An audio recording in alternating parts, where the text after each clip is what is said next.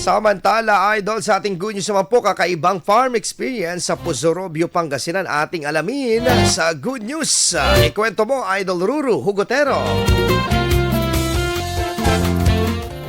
Natatanging farm experience ang iniaalok ngayon sa bayan ng Pusorobio sa gitna ng panahon ng anihan. Yan ay sa pamamagitan ng Pick and Pay program ng CIJ Orchard na matatagpuan sa Barangay Batakil. Pinangungunahan ito ng retiradong agriculturist at multi-awarded entrepreneur exporter na si Miss Celine B. Gordon na layunin na maipadama sa publiko ang kasiyahan ng pamamitas ng sariwa at dekalidad na Florida mangoes na direkta mula sa mababang punong kahoy ng kanilang orchard. Sa kauna-unahang pagkakataon ngayong buwan ng Hunyo, tampok sa programa ang iba't ibang uri ng Florida mango varieties na kilala sa kanilang makukulay na balat, kakaibang hugis at natatanging tamis. Sa ilalim ng Pick and Pay, maaring personal na mamitas ng mangga ang mga bisita at bayarin ito ayon sa kanilang napiling ani. Bukas ang programa para sa lahat, mula sa mga nais magsimula ng agri-retail business hanggang sa mga simpleng bisita